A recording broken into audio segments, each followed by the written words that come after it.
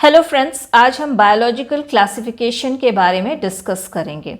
इसमें मेनली हम 5 kingdom system of classification पर फोकस करेंगे। ये टॉपिक इंग्लिश में भी अपलोडेड है। अगर आप इसे इंग्लिश में देखना चाहते हैं तो डिस्क्रिप्शन बॉक्स में दिए गए लिंक पर क्लिक कर सकते हैं। तो सबसे पहले बायोलॉजिकल क्लासिफिकेशन क्या है? ये एक ऐसा प्रोसेस है जिसमें कि हम ऑर्गेनिजम्स को असेंबल करते हैं या उन्हें ग्रुप में डिवाइड करते हैं उनके सिमिलैरिटीज डिससिमिलैरिटीज ऑफ फाइलोजेनेटिक डिसेंट के बेसिस पर। फाइलोजेनेटिक डिसेंट मतलब ये किस तरह से अपने एंसेस्टर्स से इवॉल्व किए हैं उस बेसिस पे। बायोलॉजिकल क्लासिफिकेशन के एडवांटेजेस हैं कि इससे हम ऑर्गेनिजम्स को सिस्टमेटिक मैनर में पढ़ सकते हैं। ये जो है ऑर्गेनिजम्स की स्टडी को सिंप्लीफाई करता है, मतलब सिंपल वे में हम ऑर्गेनिजम्स के बारे में स्टडी कर सकते हैं। और ऑर्गेनिजम्स और इनके इवोल्यूशन की स्टडी, मतलब किस तरह से ये इवॉल्व किए हैं, इसकी स्टडी को ये इजी बनाता है। बायोलॉजिकल क्लासिफिकेशन की हिस्ट्री को देखते हैं तो एरिस्टोटल ने सबसे पहले लिविंग थिंग्स को क्लासिफाई किया 2 ग्रुप में, प्लांट्स में जिसमें उन्होंने हर्ब्स, श्रब्स और ट्रीज को रखा, और दूसरा ग्रुप था एनिमल्स जिसको कि फर्दर 2 ग्रुप में क्लासिफाई किया गया। पहला जिनमें कि आरबीसी यानी कि रेड ब्लड सेल्स प्रेजेंट थे और दूसरा जिनमें कि आरबीसी एब्सेंट थे। फिर कार्लस लिनस ने 2 किंगडम सिस्टम ऑफ क्लासिफिकेशन दिया। उन्होंने ऑर्गेनिजम्स को 2 किंगडम में क्लासिफाई किया, प्लांटे और एनिमेलिया। लेकिन इस 2 किंगडम सिस्टम क्लासिफिकेशन के कुछ ड्रॉबैक्स थे।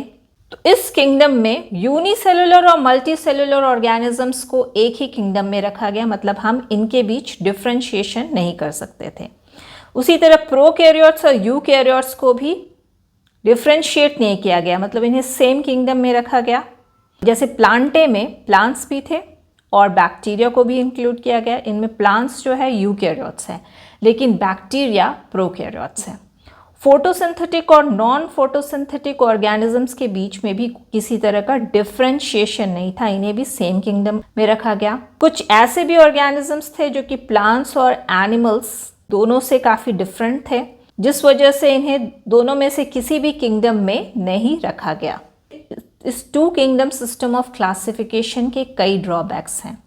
इसकी वजह से कई सारे कन्फ्यूजन्स भी देखे जा सकते हैं। इसलिए हम कहते हैं कि ये 2 kingdom system of classification insufficient है। इसी वजह से आर.एच. विटेकर ने 5 किंगडम सिस्टम ऑफ क्लासिफिकेशन दिया और ये अब तक का सबसे एफिशिएंट सिस्टम है ऑर्गेनिजम्स को क्लासिफाई करने का। इस क्लासिफिकेशन सिस्टम के कुछ क्राइटेरिया या कुछ बेसिस हैं। पहला है complexity of cell structure. Complexity of cell structure के बेसिस पे ऑर्गेनिजम्स 2 तरह के होते हैं, प्रोकैरियोट्स और यूकैरियोट्स। फिर दूसरा है कॉम्प्लेक्सिटी ऑफ ऑर्गेनिजम्स बॉडी। इसके बेसिस पे ऑर्गेनिजम्स 2 तरह के होते हैं, यूनिसेलुलर और मल्टीसेलुलर। किंगडम मोनेरा और प्रोटिस्टा के अंदर यूनिसेलुलर ऑर्गेनिजम्स को रखा गया। थर्ड बेसिस है प्रेजेंस या absence of cell wall. Fourth है मोड ऑफ ऑब्टेनिंग न्यूट्रिशन, मतलब किस तरह से ये न्यूट्रिशन या फूड ऑब्टेन करते हैं। इस बेसिस पे ऑर्गेनिजम्स 2 टाइप के होते हैं, ऑटोट्रॉफ्स जो अपना भोजन खुद बनाते हैं और हेट्रोट्रॉफ्स जो ऑटोट्रॉफ्स पे अपने भोजन के लिए डिपेंड करते हैं। उसके बाद फिर फाइलोजेनेटिक रिलेशनशिप और इकोलॉजिकल रोल, मतलब इनका इकोलॉजी में क्या रोल है और साथ ही किस तरह से ये अपने एंसेस्टर्स से इवॉल्व किए हैं। और 6th है रिप्रोडक्शन, मतलब इनका रिप्रोड्यूस करने का मोड क्या है। आइए हम इस 5 किंगडम सिस्टम ऑफ क्लासिफिकेशन को इस फ्लो चार्ट के हेल्प से समझते हैं। Organisms complexity of cell structure या सेल टाइप के आधार पे 2 तरह के होते हैं, प्रोकैरियोटिक और यूकैरियोटिक। फिर कॉम्प्लेक्सिटी ऑफ ऑर्गेनिजम्स बॉडी के बेसिस पे ये 2 तरह के होते हैं, यूनिसेलुलर और मल्टीसेलुलर। तो जितने भी प्रोकैरियोटिक ऑर्गेनिजम्स थे वे सारे यूनिसेलुलर थे और इन्हें एक ग्रुप में रखा गया जिसे हम कहते हैं किंगडम मोनेरा। अब अगर हम यूकैरियोटिक ऑर्गेनिजम्स को देखें तो कॉम्प्लेक्सिटी ऑफ ऑर्गेनिजम्स बॉडी के बेसिस पे ये 2 तरह के हैं, यूनिसेलुलर और मल्टीसेलुलर। तो जितने भी यूनिसेलुलर यूकैरियोट्स थे उन्हें एक किंगडम में रखा गया, किंगडम प्रोटिस्टा। तो ये 2nd किंगडम था 5 किंगडम सिस्टम ऑफ क्लासिफिकेशन में। फिर मल्टी सेलुलर ऑर्गेनिजम्स को फर्दर क्लासिफाई किया गया सेल वॉल के प्रेजेंस या एब्सेंस के बेसिस पे।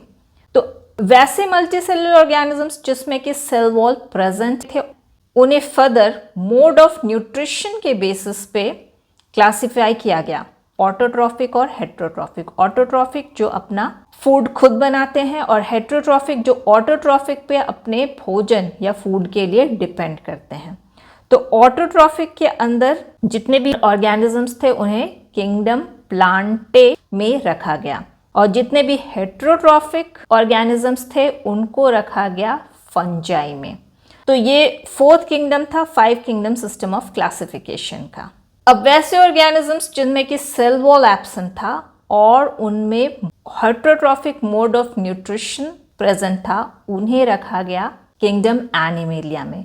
तो ये 5 किंगडम सिस्टम ऑफ क्लासिफिकेशन का 5th किंगडम था। तो हम क्या कह सकते हैं कि 5 किंगडम सिस्टम ऑफ क्लासिफिकेशन के जो 5 किंगडम है वो हैं मोनेरा, प्रोटिस्टा, प्लांटे, फंजाई और एनिमेलिया। और इस 5 किंगडम सिस्टम ऑफ क्लासिफिकेशन के जो 4 इंपॉर्टेंट बेसिस और क्राइटेरिया है वो है complexity of cell structure, complexity of organisms body, presence और एब्सेंस ऑफ सेल वॉल और मोड ऑफ ऑब्टेनिंग न्यूट्रिशन। तो ये जो 5 किंगडम है उनके बीच हम कंपैरिजन सेपरेट वीडियो में देखेंगे। तो हम क्या कह सकते हैं कि ऑर्गेनिजम्स जो है वो इस 5 किंगडम सिस्टम ऑफ क्लासिफिकेशन के आधार पे 5 कैटेगरीज में डिवाइड किए गए, मोनेरा, प्रोटिस्टा, फंजाई, प्लांटे और एनिमेलिया। तो इस क्लासिफिकेशन सिस्टम के कुछ एडवांटेजेस भी हैं। प्रोकैरियोट्स जितने भी थे उनको सेपरेट किंगडम में रखा गया, किंगडम मोनेरा। उसी तरह यूनिसेलुलर और मल्टी सेलुलर ऑर्गेनिजम्स को भी सेपरेटली रखा गया। इनमें जो यूनिसेलुलर प्रोकैरियोट्स थे उन्हें रखा गया किंगडम मोनेरा में, और यूनिसेलुलर यूकैरियोट्स को किंगडम प्रोटिस्टा में रखा गया। साथ ही ऑटोट्रॉफ्स और हेट्रोट्रॉफ्स को भी सेपरेटली रखा गया। इसके कुछ डिसएडवांटेजेस भी हैं। इसमें वायरसेस के लिए कोई प्लेस नहीं था, मतलब वायरसेस को इस 5 किंगडम सिस्टम ऑफ क्लासिफिकेशन में इंक्लूड नहीं किया गया। सिमिलर ऑर्गेनिज्म जो थे उनको भी सेपरेटली रखा गया कॉम्प्लेक्सिटी ऑफ ऑर्गेनिजम्स बॉडी के आधार पे, मतलब यूनिसेलुलर और मल्टी सेलुलर ऑर्गेनिजम्स जो कि सिमिलर थे उन्हें भी सेपरेटली रखा गया। इसका एग्जाम्पल है एल्गे। इसमें यूनिसेलुलर एल्गी और मल्टी सेलुलर एल्गी को सेपरेट किंगडम में रखा गया। आइए हम इन 5 किंगडम्स के कैरेक्टरिस्टिक के बारे में एक एक करके ब्रीफ में देखते हैं। पहला किंगडम है मोनेरा। ये प्रोकैरियोटिक यूनिसेलुलर ऑर्गेनिजम्स होते हैं। ये ऑटोट्रॉफ होते हैं या हेट्रोट्रॉफ। इनमें न्यूक्लियर एनवेलप एब्सेंट होता है क्योंकि ये प्रोकैरियोट्स है। मेम्ब्रेन बाउंड ऑर्गेनल्स भी एब्सेंट होता है। इनका mode of reproduction mainly asexual method से है। सेकेंड किंगडम है प्रोटिस्टा। ये यूनिसेलुलर यूकैरियोट्स है। न्यूक्लियर एनवेलप और मेम्ब्रेन बाउंड ऑर्गेनल्स प्रेजेंट होता है। ये ऑटोट्रॉफिक होते हैं या हेट्रोट्रॉफिक होते हैं। थर्ड किंगडम है फंजाई। ये मल्टीसेलुलर यूकैरियोटिक ऑर्गेनिजम्स होते हैं। न्यूक्लियर एनवेलप और मेम्ब्रेन बाउंड ऑर्गेनल्स प्रेजेंट होते हैं। ये हेट्रोट्रॉफिक ऑर्गेनिजम्स हैं, मोस्टली सैप्रोफिटिक या पैरासिटिक। सेल वॉल जो है वो प्रेजेंट होता है जो कि सेलुलोज या काइटिन का बना होता है। फिफ्थ किंगडम है प्लांटे। ये मल्टीसेलुलर यूकैरियोट्स होते हैं। न्यूक्लियर एनवेलप और मेम्ब्रेन बाउंड ऑर्गेनल्स प्रेजेंट होते हैं। ये ऑटोट्रॉफिक हैं, मतलब ये अपना फूड खुद बनाते हैं। ये फोटो ऑटोट्रॉफिक होते हैं, सनलाइट की एनर्जी यूज़ करके अपना भोजन स्वयं बनाते हैं। इनमें फोटोसिंथेटिक पिगमेंट होता है जो इस सनलाइट को एब्जॉर्ब करता है और फोटोसिंथेसिस के हेल्प से अपना फूड या अपना भोजन बनाते हैं। इनमें सेल वॉल प्रेजेंट होता है जो सेल्यूलोज का बना होता है। ये नॉन मोटाइल होते हैं, मतलब अपनी जगह पे ये स्थिर रहते हैं, ये मूव नहीं करते हैं। फिफ्थ किंगडम है एनिमेलिया। ये मल्टी सेलुलर यूकैरियोट्स है। न्यूक्लियर एनवेलप और मेम्ब्रेन बाउंड ऑर्गेनल्स प्रेजेंट होते हैं। ये हेटेरोट्रॉफिक होते हैं, मतलब ये ऑटोट्रॉफ्स पे अपने फूड के लिए डिपेंड करते हैं। इनमें सेल वॉल एब्सेंट होता है।